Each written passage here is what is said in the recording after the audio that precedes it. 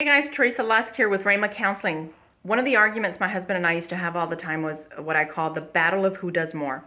We were always arguing about who does more. You know, when my kids were little, when I had to be at home and take care of the kids, and he had to get up extra early and go to work.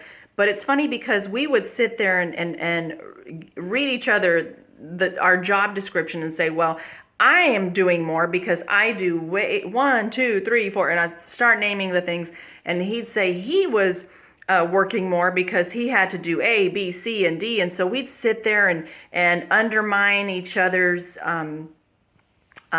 responsibilities and make each other feel bad. We both wanted to be the one who was going to be pitied more, and so that's a common argument with couples. It really is. People argue about who does more, and we got to the point where it would become such a tender issue for us that it could spark up an argument at any moment. And so what we had to do was begin to pray, literally pray and say, Lord, give me a heart to appreciate him. Give me a heart to appreciate her, where she's at, what she has to do. And you know, it's interesting because we both have contributed to each other's roles.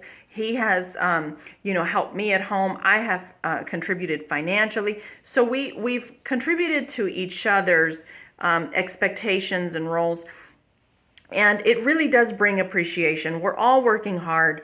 And so instead of worrying about who does more, if you're having trouble truly getting your spouse to help you at all, look at the video talking about marriage negotiations and things like that.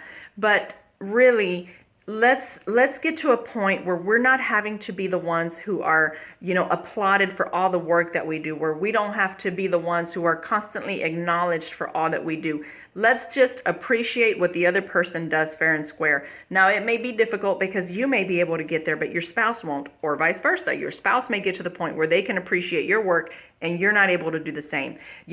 One of the things that I say, selfishness is what divides a marriage. It's not the things that go on, although those are symptoms, those are things that will eventually finish pulling the marriage apart.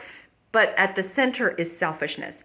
And so out of selfishness, we want to be recognized. We want to be the one who's been doing more. So I just pray today for you. I pray that if that's you, or that if your spouse puts you through that, I just pray in Jesus' name that today you guys would be set free, that you would love each other, appreciate each other's work, that you not undermine one another, and that you just be a blessing to your household equally, that you'd have more care and concern for what both and each of you go through, in Jesus' name.